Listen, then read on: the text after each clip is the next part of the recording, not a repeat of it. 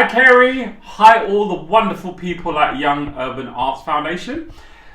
Kerry's asked me to put a little video together to just really help you to understand sort of what we do and how we may be able to support you in doing the wonderful, incredible work that you do.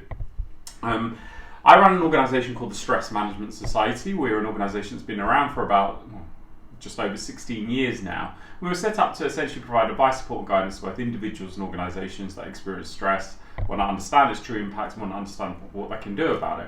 And we exist to create a happier, healthier, more resilient world. And ultimately, that very much aligns with your core values about being able to sort of give back and make a difference and empower people to make better decisions and better choices. And we want to start by offering something to you and to the people within your network to ensure that they have been equipped with the resilience to cope with the ever-increasing demands of modern life. And this is something that obviously is very close to us because youths and particularly in inner city areas in around the UK just don't get the support they need. So we wanted to run a pilot with yourselves just to really help you to understand the power behind these kind of programs to better equip people mentally, physically, emotionally with the skills and tools that they need to be able to navigate a world that is sadly only getting more and more stressful. I'm thinking about this. I think I'm going to need help of one of my colleagues to really do this justice. So give me a second. Let me grab some. Amy, hello. Can I borrow you? Oh, no, look, you're going to join this as well.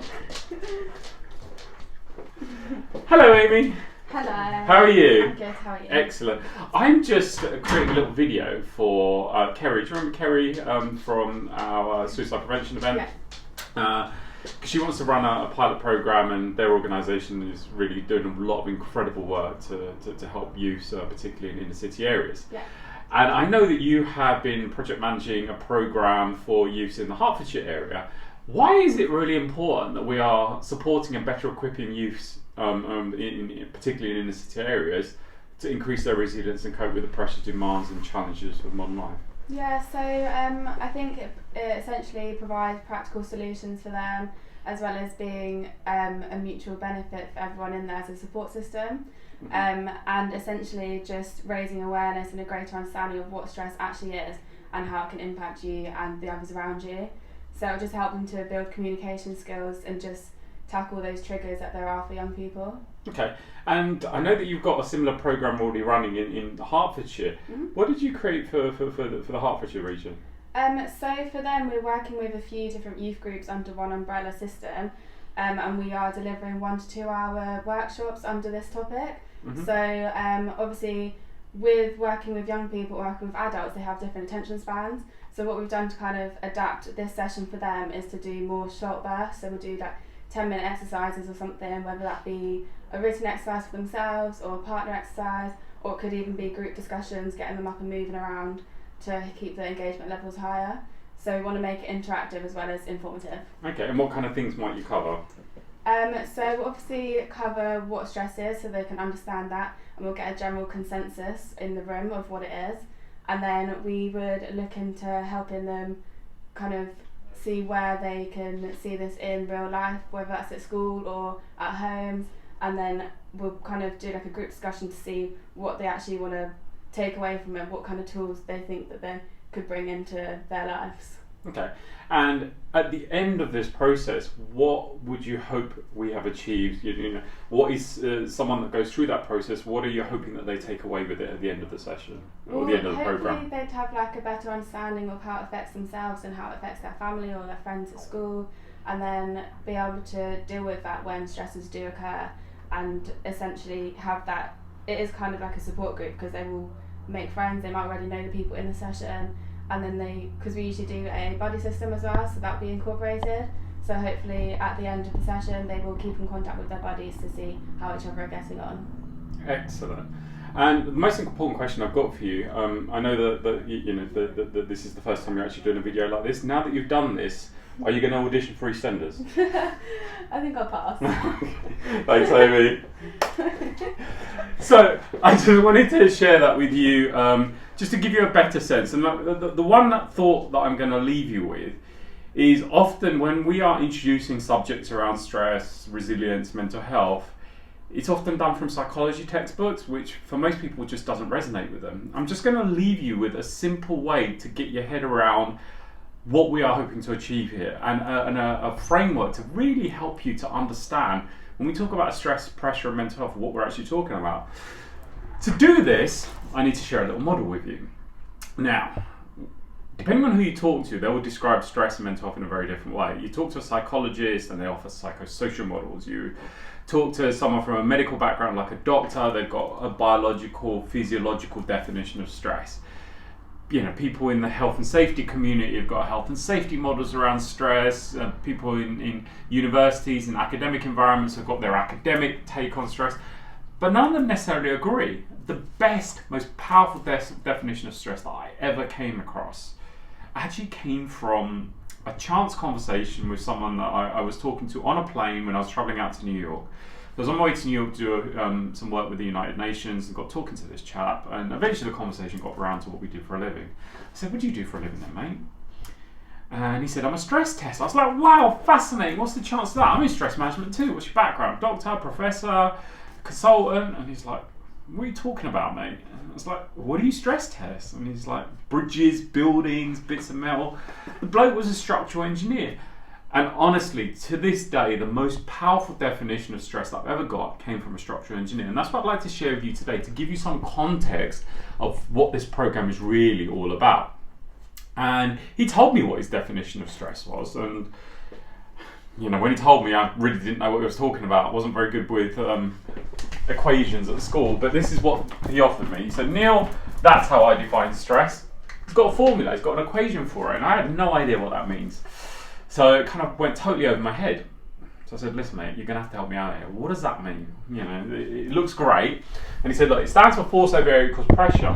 Even when he told me what the letter stood for, still had no idea what he was going on about. So I said, "Look, you know, help me out here."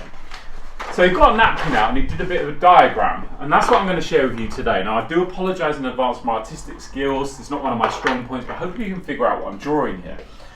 So, prizes for the first person that guesses.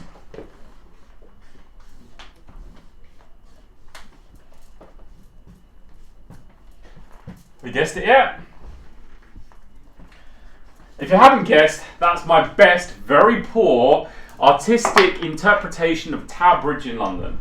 And let's say on this particular day, Transport for London have gone on strike and they parked their red double-decker buses onto the bridge, all filled to the top with union reps, all discussing their demands, what they want and when they want it by.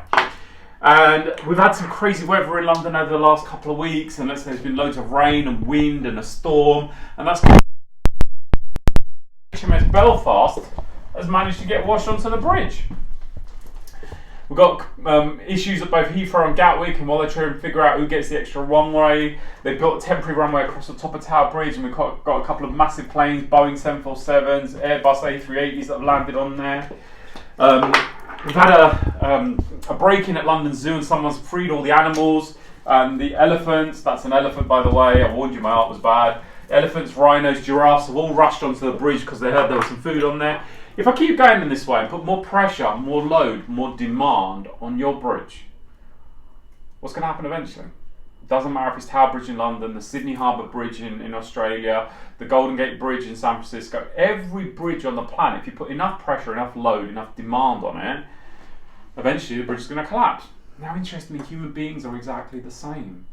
If you've got pressures because you haven't got enough money to pay the bills, you're struggling to kind of find a way to be able to find a path forward in your life, you've got all kind of crazy stuff going on social media. What other kind of things do you think the average youth is going to find on their bridge, Amy? Probably exam stresses. Yeah, exam stresses, financial pressures, relationship pressures, trying to match up to how your life should look on social media. All of this stuff ends up on your bridge. Keeps piling on your bridge. Keeps piling on your bridge. Also, the world's turning to shit. Apparently, the climate change, Brexit, politics, all this stuff outside of yourself that all also ends up on your bridge. The crime, the challenges that we're facing in most inner city areas, all of this is going to continue piling onto your bridge. If I keep going and I put enough pressure, enough load, enough demand onto your bridge, what's going to happen eventually? But ultimately, I don't care how tough you are, how mentally resilient you are, every single human being on this planet has a point where the bridge is ultimately going to collapse. Before the bridge collapses, how do you know? What clues, what signs, what feedback will you get to suggest the bridge is not coping effectively? It's going to bow, it's going to buckle, it's going to groan, it's going to creak. Now ultimately, we are exactly the same. If you take no action, your bridge too will collapse, and that could have serious consequences. And ultimately, it could cause some quite horrendous sort of outcomes. The main cause of death in a 15 to 29-year-old, sorry, the second main cause of death, 15 to 29-year-old on planet Earth, is suicide, sadly. So this could have quite serious repercussions, but the good news is, if we recognise when the bridge is bowing and buckling, which could have a number of different ways of manifesting itself, it could be change in behaviour, change in personality, withdrawing, getting angry, getting aggressive. There's lots of signs to suggest we're not coping with the pressure we're being subjected to. Then you've got two choices. What do you think the choices are? If that bridge has got too much on it, starts to bow and buckle, what could you do? What are one of the two things that you could do?